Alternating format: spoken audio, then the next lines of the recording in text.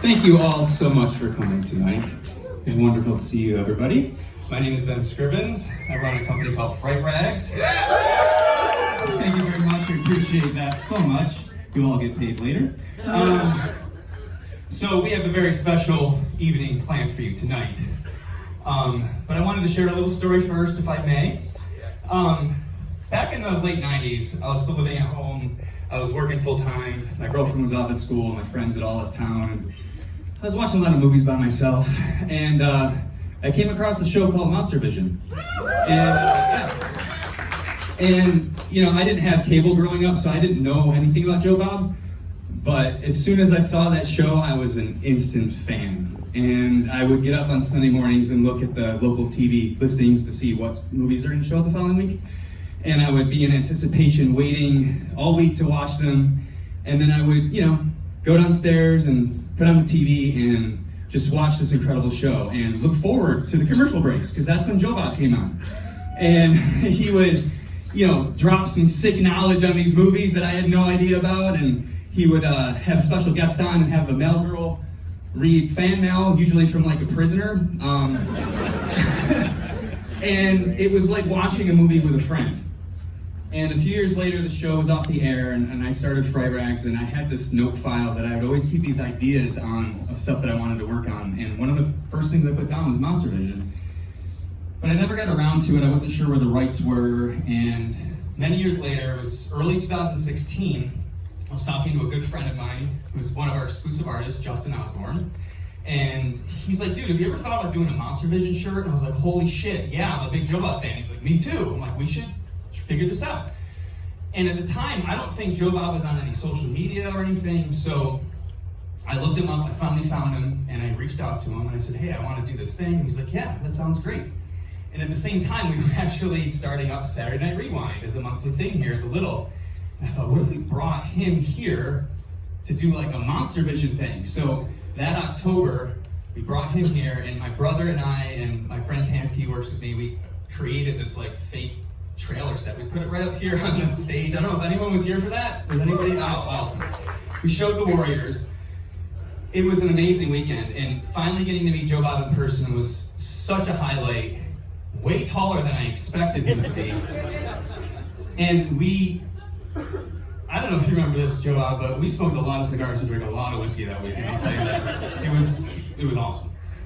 Well, part of our Monster Vision collection, we were having him sign some posters, and he was at our office doing that, and I took a picture of him and I posted it on Twitter, like, Joe Bob signing posters. And all of a sudden I get this direct message, like almost right away. And it was from this like Diana Prince, and I recognized her because she would post images of, you know, her in her shirt and stuff, and so she was a customer. I'm like, oh, she's so cool. And she's like, oh my God, I'm freaking out right now. You meet Joe Bob? You met Joe Bob? I'm like, yeah, he's here. And she's like, I'm meeting him next week. How is he? Is he cool? Is he nice? And I'm like, he's like the best. She's like, I'm so nervous. I'm a huge fan. I'm like, oh no, you love it. So like a week later, I see she met him and she posted about it. And I'm like, oh, it's so cool. You got to meet him too. So fast forward from that about a year, it was early 2018, and a buddy of mine, Matt, who's a producer, contacted me. He's like, hey, we're doing a show for Shudder with Joe Bob. It's gonna be a 24-hour movie marathon. You wanna do a shirt for it? I'm like, fuck yeah. So I contacted Justin, and they started sending us pictures from their taping from the set. And I'm going through the pictures for reference. I see someone I recognize.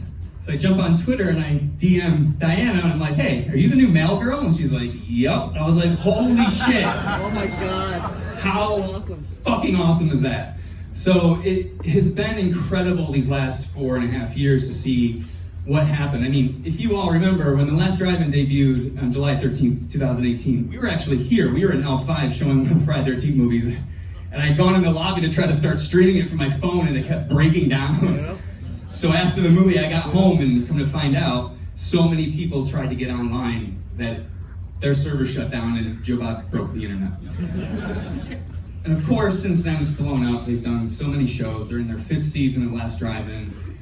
They've done over 100 movies. They've done holiday shows. They've raised thousands of dollars for charity. And it has been so amazing to be along for the ride with that, to make merch for them. It has been an amazing experience. And you know, now when it's Friday night, I go into my man cave, usually by myself, turn on Joe Bob, And again, I'm not alone anymore. I'm with Joe Bob, and I'm with Darcy, but I'm with thousands of people now. And they're all tweeting in real time, and it's this communal experience that I've never seen before. And to talk about these movies while we're watching it with them. I mean, there's movies that I would have never considered watching on these shows. Like, dude, Things? Like, honestly, what the fuck with that movie? But it went trending on Twitter that night, for God's sakes.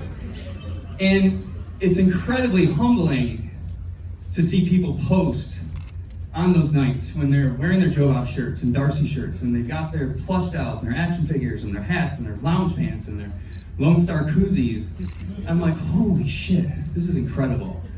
And I'm so grateful to work with them, and I'm so honored to call them friends, and I'm so happy they're here tonight. Please welcome Joe Bob Briggs and Darcy.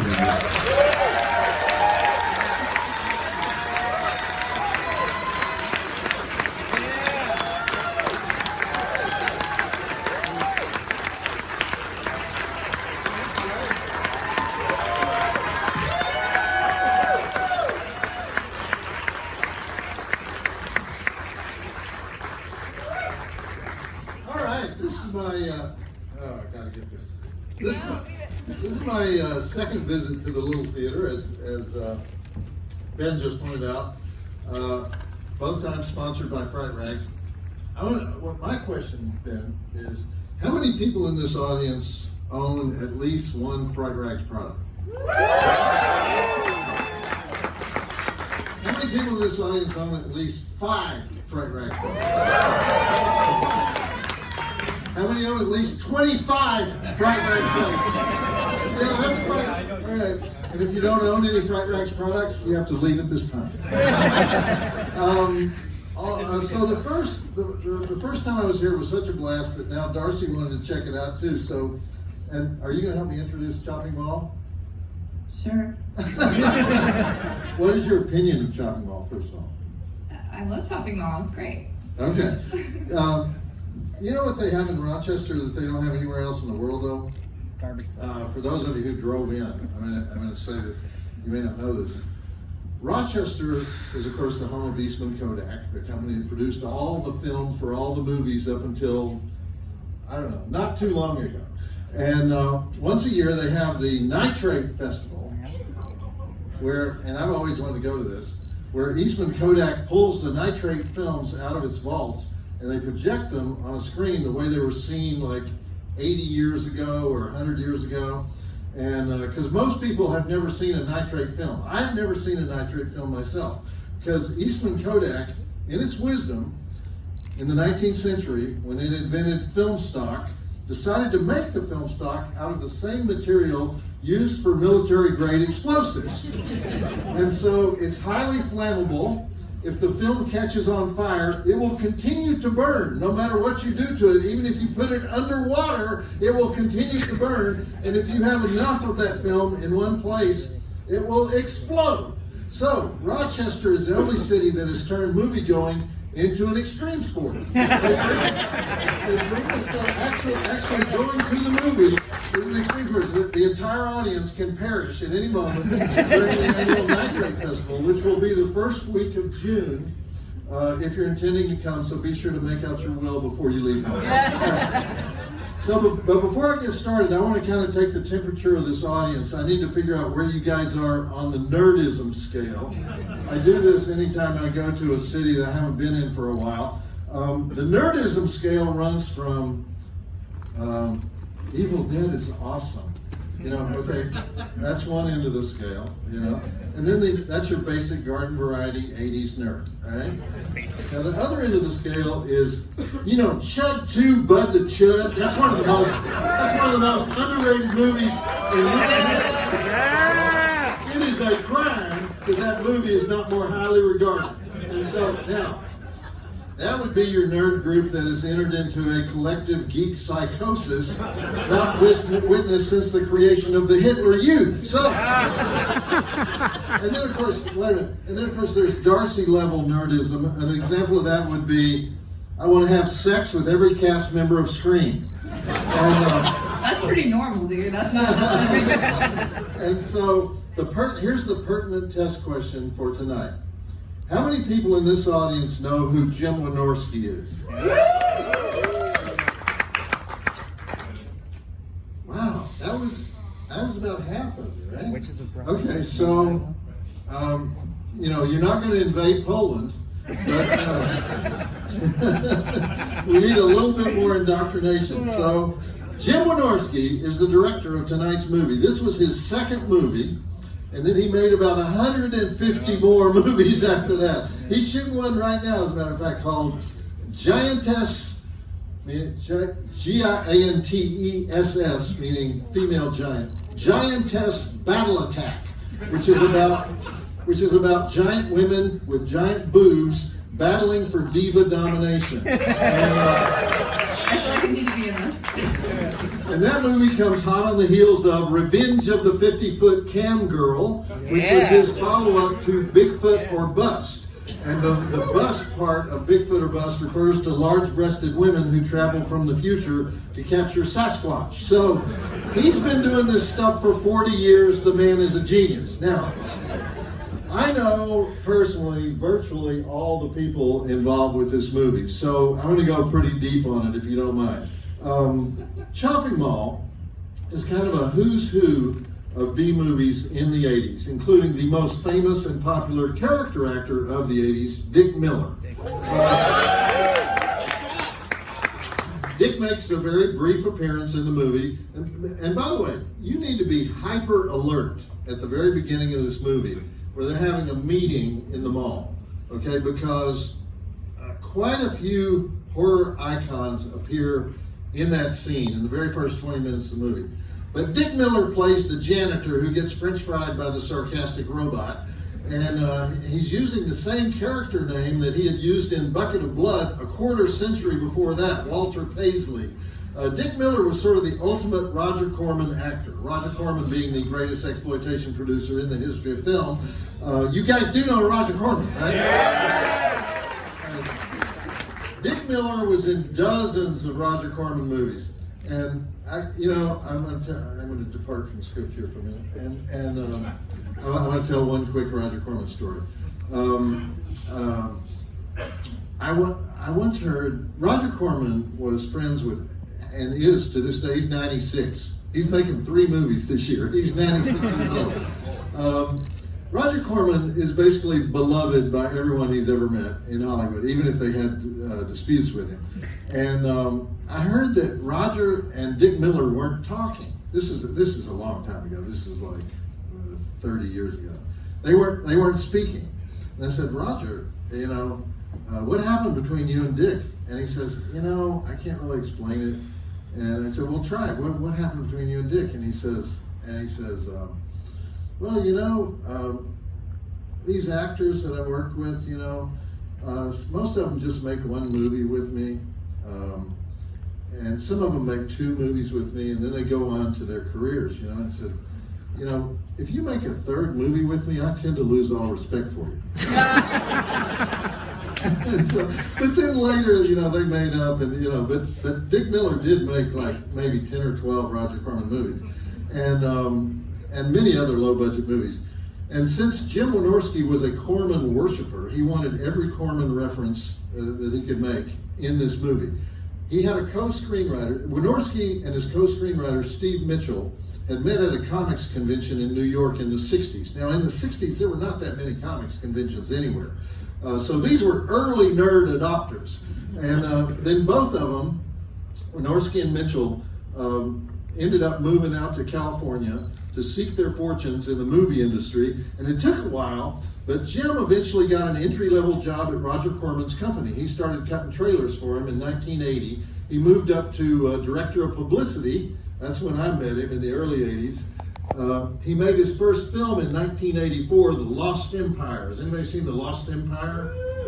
Female gladiators in bikinis. Who could resist that, And then this is his second film, and he would go on to make such low-budget classics as Big Bad Mama 2, Not of This Earth with Tracy Lords, The Return of Swamp Thing, Dinosaur Island, The Haunting of Morella. Transylvania Twist. Remember the erotic thriller era of the early 90s? He made a bunch of erotic thrillers. Point of Seduction, Body Chemistry 3, not to be confused with Body Chemistry 4, Full Exposure. 7 world premieres on Sci-Fi, including Gargoyle, Curse of the Komodo, Project Viper, Cry of the Winged Serpent, Cobra Gator with Michael Madsen. And then he did a lot of sex movies for TV. He did Skinamax type stuff. Whenever you see the names Sam Pepperman, Rick Masters, or Harold Blueberry, that's all Jim Wynorski working in the sex film area. Jim was great at he made sexual ripoff. He loved sexual ripoff titles. The Devil Wears Nada. He made House on Hooter Hill. He made The Breastford Wives. He made Bear Winch, the final chapter. He made The Witches of Brestwick. And probably my favorite Jim Wynorski title of all time, The Hills Have Thighs. You've been in some erotic thrillers, right, Darcy? I mean, did you ever? I was supposed to be in The Hills Have Thighs. You were supposed to be in it? The transportation thing didn't work out. But you never worked with Jim, I don't think, right? Did you ever work with Jim? That was the only time I was supposed to, but. And you didn't want that big Jim Wynorski money. He said, the budget's so low that you now have to get yourself there tomorrow, and it was like 400 miles away, and I'm like, You had to get yourself 400 miles away to get the job. I didn't drive, so. Okay. Anyway, Jim Wynorski, he's a New Yorker, meaning New York City, and his first job was shooting commercials for the Jumbotron at New York Mets games. And he always wanted to go. Yeah, he wasn't a Mets fan, he just got the job. He always wanted to go to LA and direct real movies, but he couldn't get hired until he landed a job on a TV series called Breaking Away in 1979, shot on location in Athens, Georgia. He got fired right away, but on the plane ride back to LA, he sat next to a producer named Marcy Gross, and she introduced him to Roger Corman, and he was in such awe of Roger that he told Roger Corman he would do anything to work there. And of course, that's exactly what Roger likes to hear. Yeah. So pretty soon he was cutting trailers and he was doing PR work, and finally a half decade later, Roger let him direct a movie. So to show you what a Corman fan he was, he had seen Attack of the Crab Monsters at least 100 times before he went to work, before he ever met Roger Corman. So Chopping Mall was actually produced, though, by Julie Corman, Roger's wife, and the producer of many of the Stranger films put out by New Horizons. Roger's companies had several names at various times: New World, New Horizons, New Concord.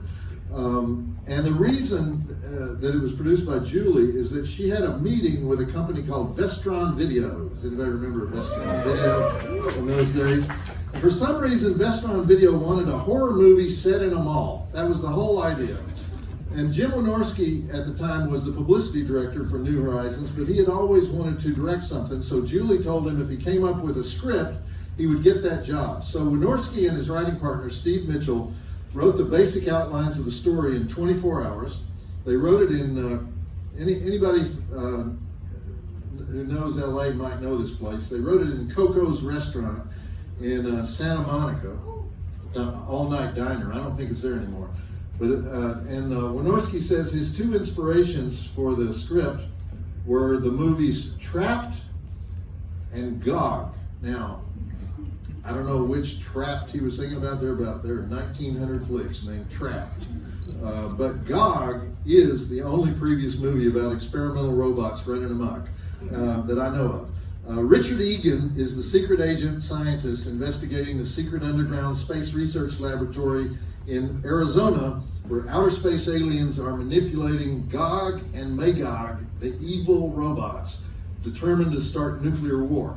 So the stakes are a little higher in Gog than they are in Chopping Mall.